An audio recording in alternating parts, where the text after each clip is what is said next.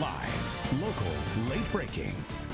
WMBF News starts with breaking news. Thanks for joining us for news at 7 o'clock. I'm Eric Weisfeld, and breaking news just moments ago, Horry County Council voted not to extend the county's emergency ordinance. Council chambers in Conway is where this all took place. This means the mask ordinance won't be enforced, but it will stay in effect until the end of the month. And this is because the emergency order does not expire until November. During the September 15th meeting, Council opted not to terminate the mask mandate. WMBF News reporter Jennifer Roberts is at tonight's meeting. She will bring you a live update at 7:30. State health officials announcing more than 660 new coronavirus cases today. 82 of those additional cases were found here in Horry County. 18 in Florence County, 16 were discovered in Georgetown County. DHEC also reporting more than 1,600 COVID cases are associated with schools in our state. More than 1,100 cases are among students. 488 are among school employees. And parents are sharing their thoughts on Horry County Schools' decision to change their brick and mortar learning plan. This includes staying in the hybrid learning model despite having a high COVID-19 disease activity rate designation from DHEC. WMBF News reporter Neil Watson picks up the story in Conway. Yeah, despite the sudden switch up in the Horry County Schools' traditional learning plan, some parents I spoke with say they agree with it.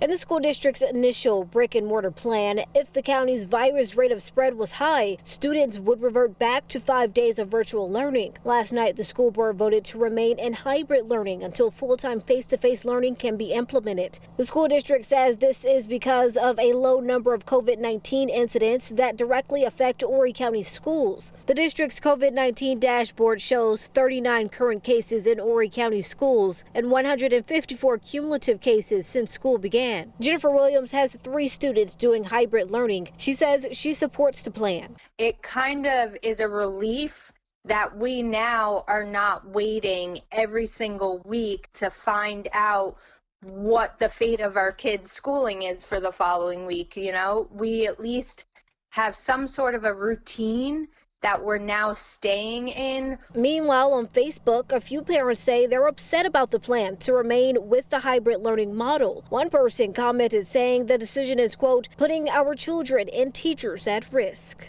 The plan also recommends if there is an outbreak at a school, then that school should quarantine and do full-time virtual learning instead of the entire district shutting down.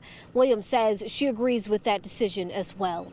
Reporting in Conway, Neil Watson, WMBF News.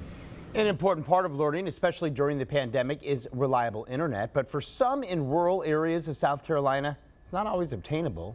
That could soon change, though. Today, a panel of lawmakers got an update about the $50 million being used to close the state's digital divide. They spoke with the Office of Regulatory Staff about the broadband mapping survey and distribution of mobile hotspots. Officials say they are looking into fixed wireless opportunities with SCE-TV. Through this method, they would use broadcast towers to transmit wireless internet signals to households without access.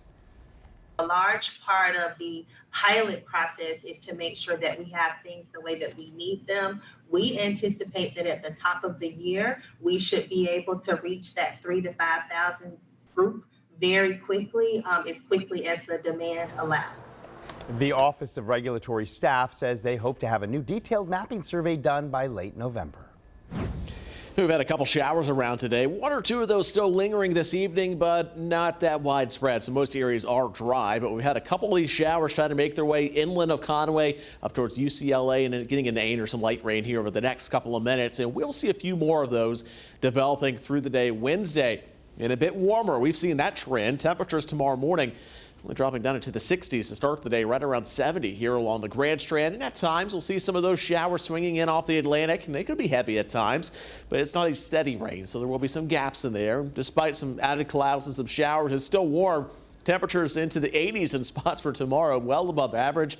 That warm weather is not going anywhere here the next few days, but the rain chances gradually turning lower. That's your first alert forecast all the way into the weekend here in a few more minutes. In your Decision 2020 coverage, South Carolina broke its 2016 record for the most absentee ballots cast. Numbers show more than 500,000 voters have already cast absentee ballots for the upcoming election. As of 5 o'clock today, more than 606,000 voters filled out those ballots and returned them as well, beating the 2016 record by more than 100,000. And here in Horry County, more than 56,000 absentee ballots have been returned. That's second most in the state. And with Election Day only a few weeks away now, hundreds of Florence County residents are heading to the polls for early voting. In fact, 1,400 voters have already taken advantage of absentee voting. WMBF News reporter Cameron Crowe spoke with the Florence County Director of Elections about that record number.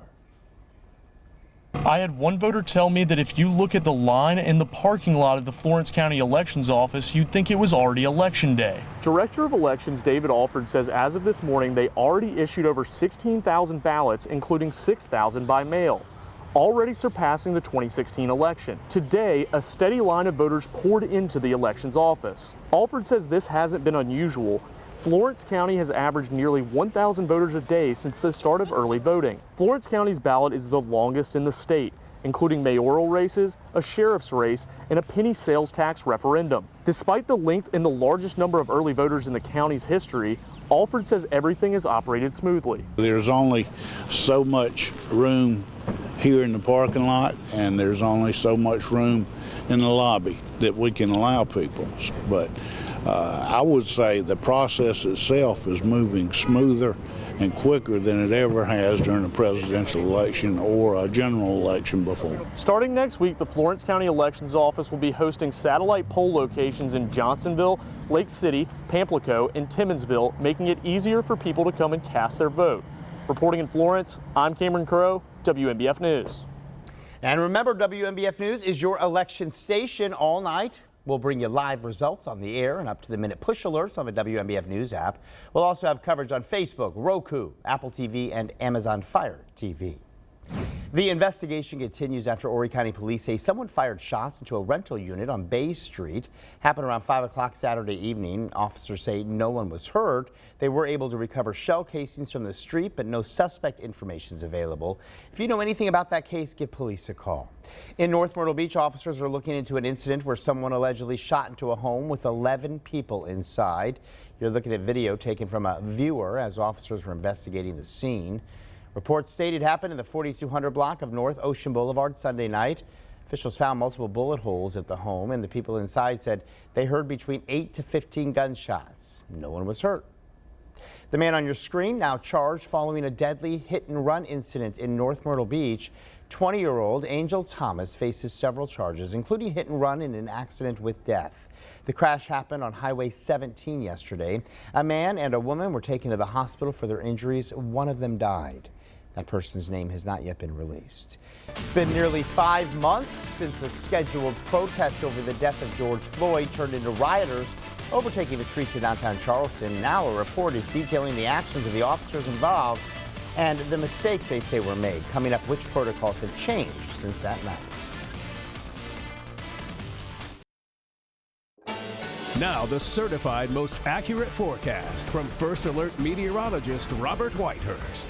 It's a very similar forecast tomorrow to what we've seen today with a warmer start to the morning. We had some 50s around earlier today, mainly in the middle to upper 60s. So a little bit warmer to start the day, right around 80 for the afternoon. And there will be 1 or 2 showers around. Not all that widespread, but as we saw today, not completely rain free. Some of those still lingering tonight. They'll gradually wind down overnight.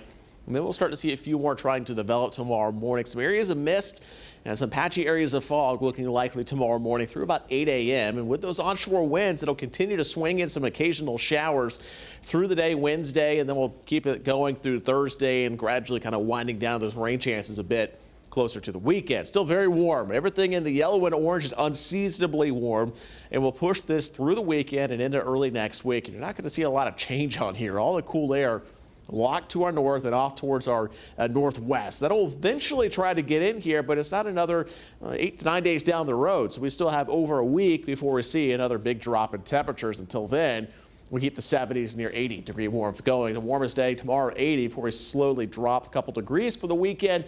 Climbing close to 80 again for early next week, and then that cold front will try to get in here towards the end of next week. Out in the tropics, Epsilon strengthening, and I tried to form here over the last couple of hours, so will likely become a hurricane here soon, but no threat at all to the east coast. It will try to get close to Bermuda and then race off to the north with some of that wave energy heading our way, so that increase our rip current threat as we head towards the weekend. That'll gradually relax a bit into early next week. So here's your 7-day forecast. We've got a couple 20 to 30% chance of some scattered showers through the weekend, but most spots staying relatively dry here over the next week. We know big storm systems, the temperatures don't move a lot. 60s in the morning, right around 80 each afternoon. And a long stretch of 80s inland, 82 tomorrow. Keep those afternoon highs in the lower 80s through the weekend and into next week. It was a total drop the ball incident. I think the city knew what was coming, the leadership especially, and they kind of took a hands-off approach. It's been nearly 5 months since rioters took to the streets of downtown Charleston. It started as a scheduled protest over the death of George Floyd. But at about 8 o'clock on the night of May 30th, another group came in with destructive plans. And since then, a report's been released laying out the actions of officers and the mistakes that were made. Gray Media's Michael Higdon explains how the police department is turning those mistakes into lessons learned.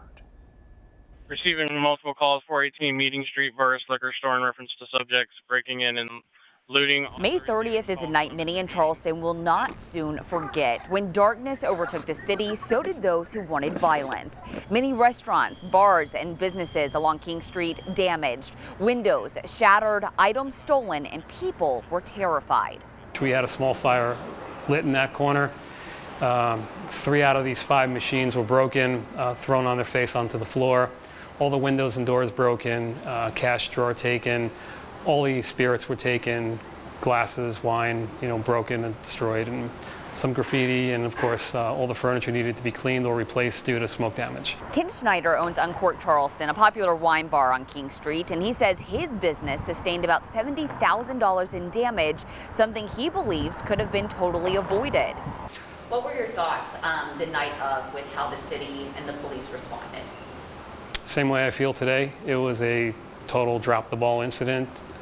I think the city knew what was coming, the leadership especially, and they kind of took a hands-off approach. But a new report released called the After Action Review is detailing the decisions that were made by law enforcement that night. One of the big takeaways is that Charleston Police Department leaders acknowledge they were not prepared for that magnitude of violence. I would just say that we have to do better in terms of our intelligence gathering, working with the different protest groups, and it's something that our city expects us to be prepared for, and we are. According to the report, there were 173 calls for service between 8 p.m. and 2 a.m. on the night of the riots. By comparison, during corresponding Saturday nights for the previous 2 years, which were Memorial Day weekends, there were no more than 56 calls per night. And there was a lot of information coming in very quickly all at one time, and making sure that we handled the life safety issues.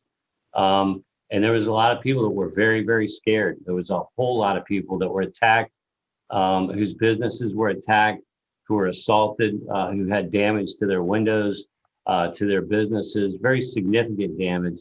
And it happened very, very quickly. Chief Reynolds says they are looking at the issues that happened that night and are making sure to turn them into lessons learned so that it doesn't happen again. We looked at a whole variety of different things: command and control, internal and external communications, tracking resources, a whole lot of different things, not any one singular thing. One of the big things they're honing in on is forming better relationships with community groups, and business owners I spoke with say they can tell.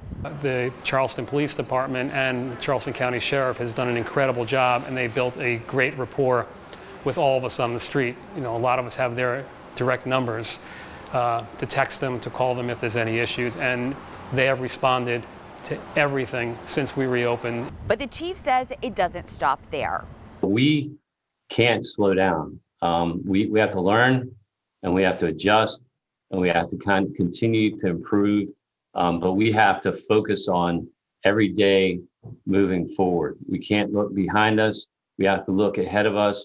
I think that's why the good Lord gave us eyes in the front of our heads, so that we can look ahead and not behind us. Chief Reynolds says they are imploring people to read the After Action Review for themselves. It is 67 pages and goes into much greater detail about the arrests that were made that night and into the following days with the protests, as well as how they could better use things like chemical agents.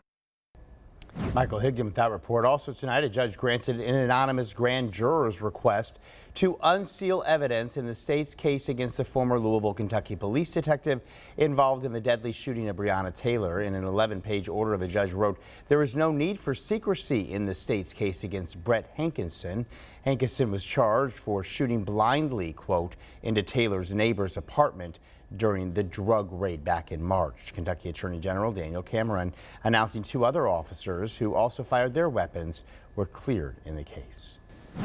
And coming up, more on CCU's history-making win last weekend. Hear from head coach Chadwell and senior CJ Brewer on what it means to be ranked in the AP Top 25 poll. Plus, it's Tuesday, which means it's time to reveal this week's Extra Point Game of the Week. Stay tuned. Sports is just 3 minutes away.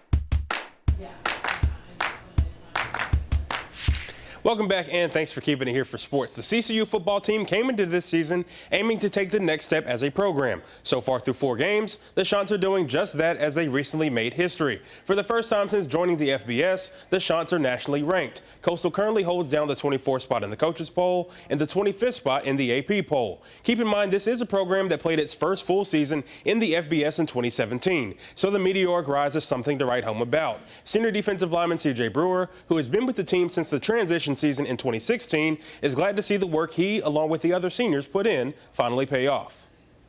It's a blessing, like you said, you know what I'm saying, being here through the struggles, you know, that's part of life, you're going to struggle.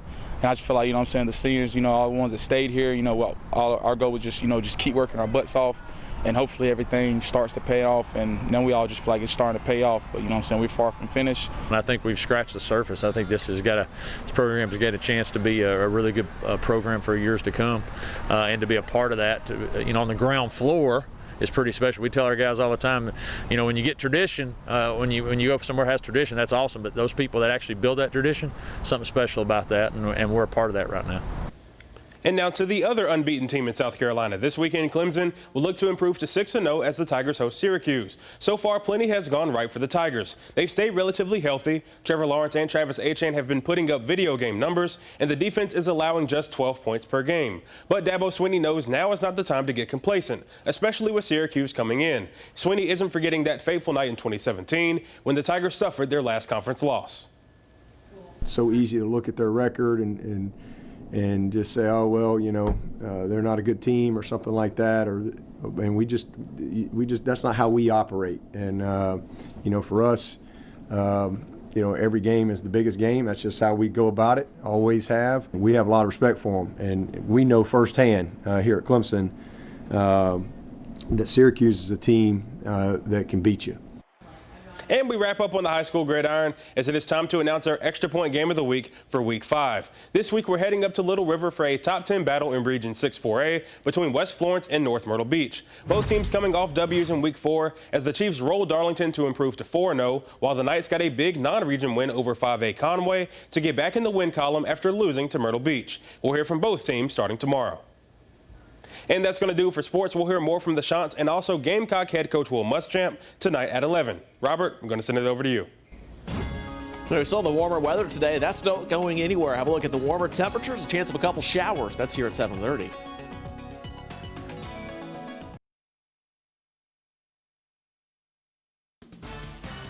Live, local, late breaking.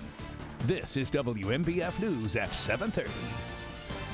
WMBF News continues at 7:30. We're glad you're with us. A simple vote on whether to extend Horry County's mask ordinance turned into confusion for council members. Some of those council members at one point didn't understand what they were voting on. Horry County Council voted not to extend the county's emergency ordinance, which includes the mask mandate. The ordinance will stay in effect until the end of the month because the emergency order does not expire until November. WMBF News reporter Jennifer Roberts is inside council chambers. She'll have updates about the mask mandate tonight on WMBF News at 11 o'clock. Robert?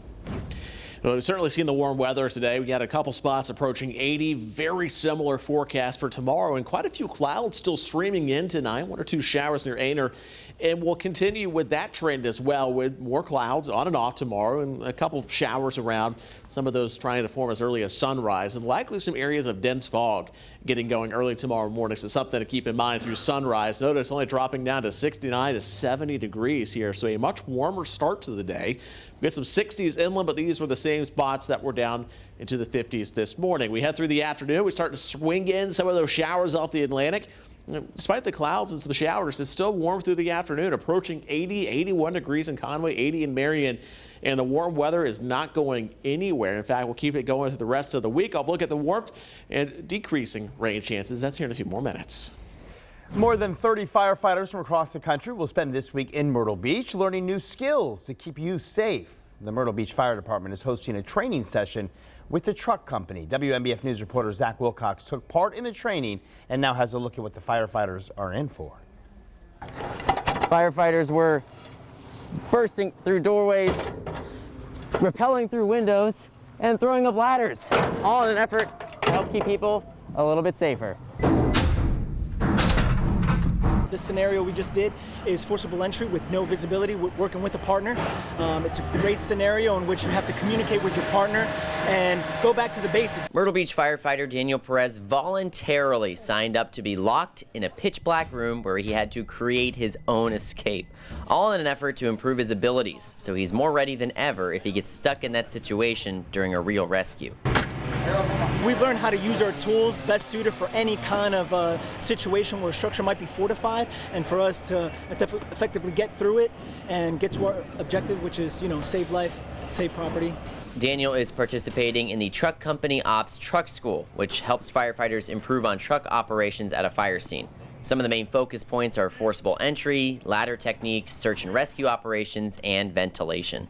You go through recruit school, you get certified, and that is you're basically putting water in the fire, forcing some doors, doing searches, but it's giving you just the bare minimum. Truck company culture's more of an advanced skill.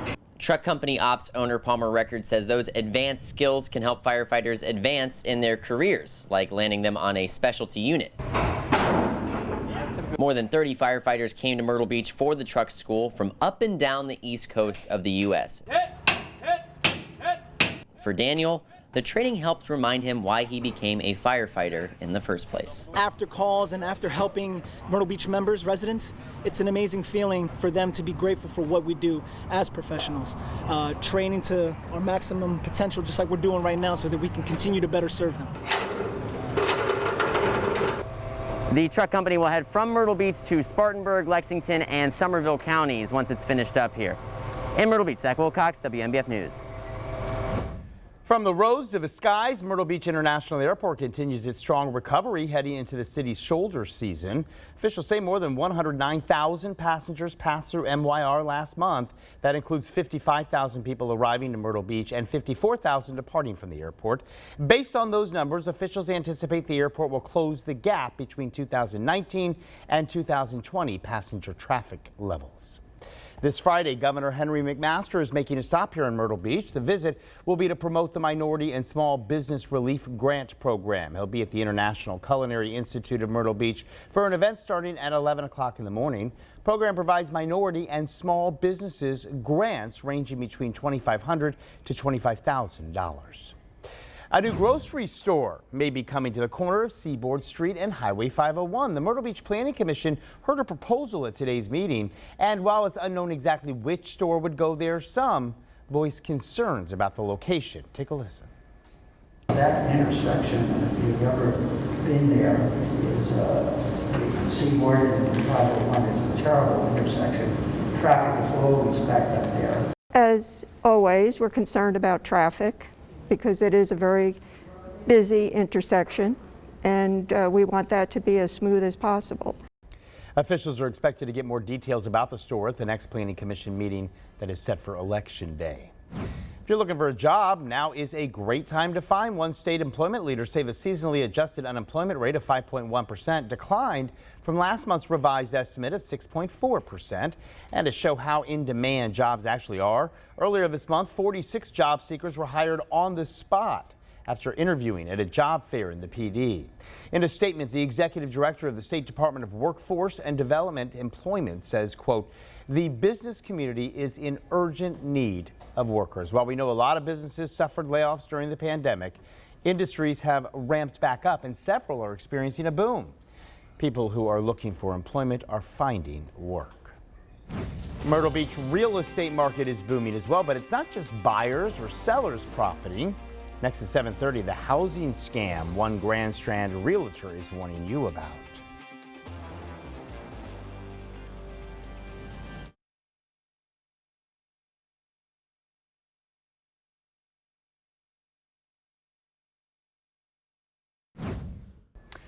More now on Horry County Council's decision to extend the mask ordinance, but as we've been telling you, it is creating a little bit of confusion. WMBF News reporter Jennifer Roberts joins us live now, hopefully to sort this all out. Jennifer? Yeah, Eric, it's been a very interesting and busy night here at the Horry Council chambers. Now, a lot of the confusion started after the council members took up a motion to amend the language in the original mask ordinance. They wanted to change the word required to strongly encouraged, and then from there the confusion just pretty much kept rolling right on in. Now, basically what happened at that point was the council members, that motion to amend that language passed.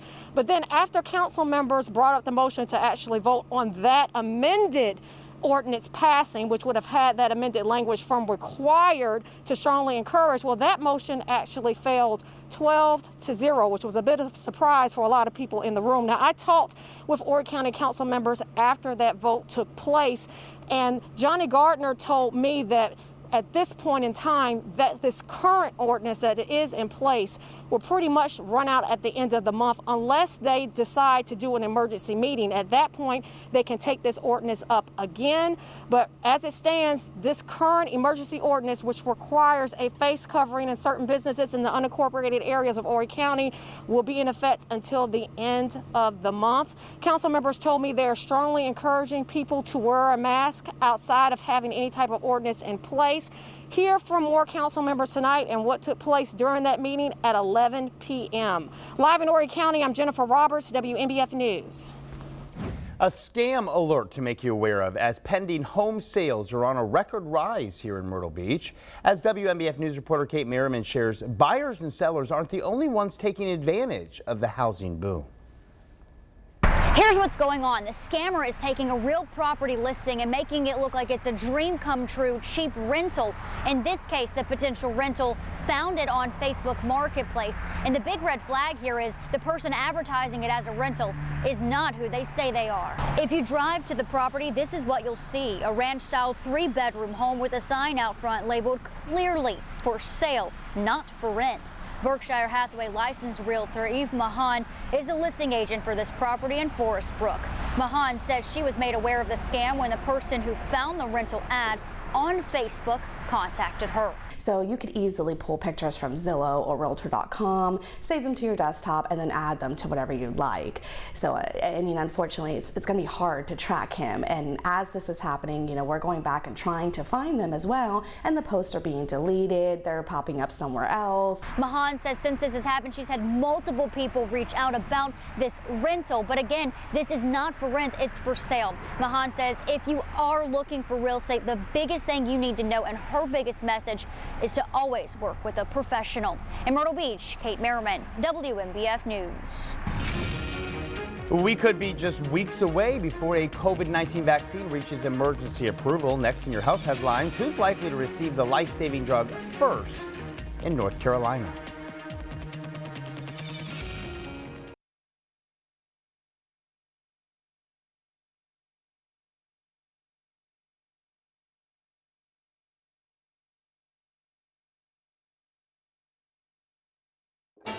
Now the certified most accurate forecast from First Alert meteorologist Robert Whitehurst.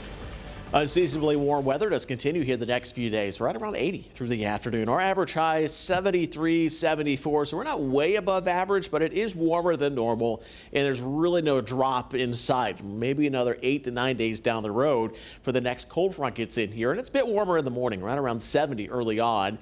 There will be some clouds, some scattered showers. We have a lot of onshore winds blowing in off the Atlantic, and oftentimes we'll get some showers that develop offshore, and then the winds just bring them onshore. We saw some of that today with some showers this morning, a few more this afternoon. We'll likely see those through Wednesday, and at times you see them again moving their way inland as we head through the afternoon and evening. Very similar Thursday, but all this rain is not very widespread. So there's some gaps in there, and that means most of the day is dry, and we'll keep this going through the rest of the week. We'll also keep the warmer weather moving in. It just drops 1 or 2 degrees as we head closer to the weekend, going from 80 to 78. So likely not even a noticeable drop, but there is a bit of a drop there. The morning's a couple degrees cooler, still well above average all the way through the weekend, and setting up for a long stretch of 80s inland, likely staying in the 80s each afternoon through next week, another 7 days or so, and then that next cold front will begin to get in here. Out of the tropics, there's Epsilon trying to make its way closer to Bermuda, but the good news is, at least for them, it will stay off to their east.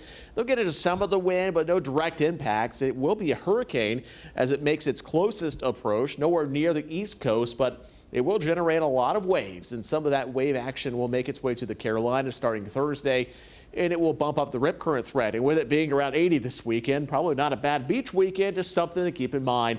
Could be a little rough and have that threat of rip currents here through both Saturday and Sunday. Otherwise, pretty quiet. 1 or 2 showers each afternoon. That's about it. The mornings will turn a couple degrees cooler. We're in the upper 60s with those onshore winds.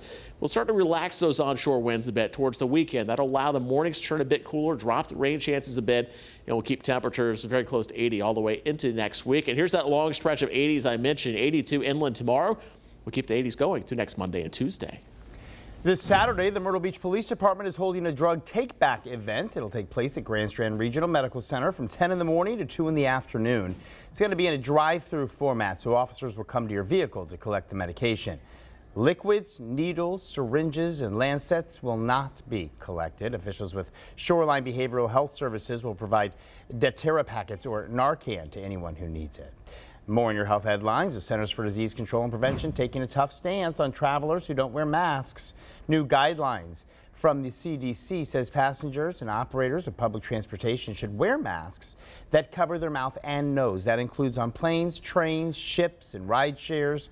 The organization even goes as far as to say passengers who refuse shouldn't be allowed to use a transportation service or should be booted off as soon as possible. Right now, North Carolina has more than 248,000 total coronavirus cases. In our viewing area, Robeson County has a total of 5,668. Scotland County is reporting 1,551. The state also gave the Centers for Disease Control an idea on how it plans to distribute a COVID-19 vaccine once one becomes available. Gray Media's David Wisnett joins us now with more. There is no vaccine yet for COVID-19, but with researchers saying they may be getting close and showing good results in testing, the state wants to be ready for distribution. So I think that we're excited to be able to, help implement the plan. Meredith Littell is the director of nursing at the Rowan County Health Department. Local health departments across the state will play a key role. It's always tricky when you talk about prioritizing who gets something first, but when we have our frontline staff, with healthcare workers, say in the hospitals or long-term care, they're really the ones on the front lines taking care of the patients with COVID. Well, pharmacies have been vaccinating now for over a decade. Pharmacies will also play a big role in distribution. Moose Pharmacy, with 7 locations in the area, is familiar with providing vaccinations. Really, I think the state is on the correct path. Pharmacists are a trusted and trained provider that is willing and able to give COVID vaccine not only in our local pharmacies, but we also have the ability to go out into our local communities. Will everyone be willing to take a vaccine? I don't know. I just don't trust vaccines. Just from all the research that I've done on vaccines, I just feel like that I can't trust them. The plan also includes what it says will be information to convince residents that a vaccine will be safe and effective. Does all of this planning mean that a vaccine is on the way? Meredith Littell offers a cautiously optimistic view. That really is kind of the first step in saying, yes, it's coming, everybody kind of start preparing and let's get it out there. David Winston with that report. Now, in the race to find a successful coronavirus vaccine, Pfizer says it'll seek emergency use authorization by mid-November. Company aims to have 100 million doses ready by the end of the year. Coming up, a grocery store trades food for plastic, and some big heroes come to the rescue of small creatures. We have good news next for you at 7:30.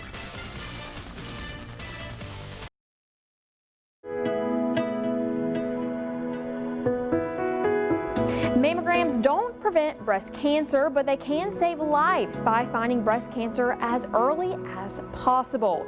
Mammograms can often show abnormal areas in the breast. The doctor reading your mammogram will be looking for different types of breast changes, such as small white spots called calcifications, larger abnormal areas called masses, and other suspicious areas that could be signs of cancer.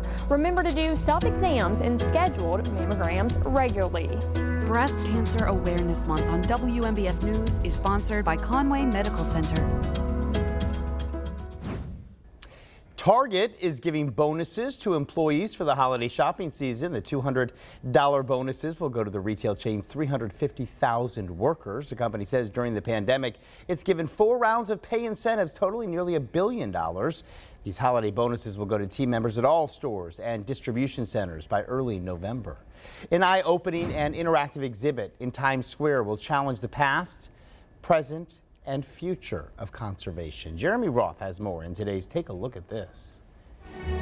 This compelling art installation aimed at plastic dependency doesn't pull many punches. The Plastic Bag Store is a free public exhibit in New York City's Times Square. The store set features everyday products and brands replaced with plastic counterparts.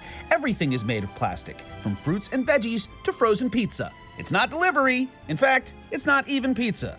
How about some hand-rolled plastic sushi? Or instead of a salad in a bag, salad made of bags. You get the idea. The exhibit also features a film on the subject from its creator, artist Robin Frohart. It's meant to show how plastic waste we leave behind will affect future generations, and the whole thing coincides with the reinstatement of the city's plastic bag ban. And from saving the world to saving its critters one at a time. For example, firefighters in the UK had to become temporary mechanics in order to save a tiny kitten that became wedged inside the engine of a parked car. They say small tools and airbags were used to reach the stray kitty, who was safely removed and is now up for adoption. Or how about this Coast Guard crew that saved a baby deer spotted treading icy waters in Alaska? While on patrol in the Clarence Strait, the crew spotted the struggling deer and slowed down to help. The deer did not put up a fight and swam straight to its rescuers. It was taken to dry land where it was safely released back into the wild. For Take a Look at This, I'm Jeremy Roth. Getting an early start tomorrow morning. Some areas of dense fog, very similar to what we had today. It lingers through about 8 a.m. or so and then quickly lifts out. Otherwise, another warm day. Temperatures approaching 80 through the afternoon. There will be some scattered showers around. Not a big area of steady rain, but as we saw once again today, they're kind of rolling off the Atlantic. So there will be some rain around through tomorrow afternoon and evening. And the warm weather not going anywhere this week, right around the upper 70s and near 80 here through the rest of the work week into the weekend. 74 average high, so we're well above that. We'll get the mornings just a bit cooler, down into the middle 60s for the weekend. The next drop in temperatures still a ways down the road, likely not until the end of next week. Eric? All right, that's it for 7. Coming up tonight at 11 o'clock, much more on the Horry County Council's decision regarding the mask ordinance, plus an update on the hospitality settlement case. For updates on all of our top stories, log on to WMBFnews.com. Have a safe and healthy evening. Be sure to join us back here for WMBF News at 11 o'clock.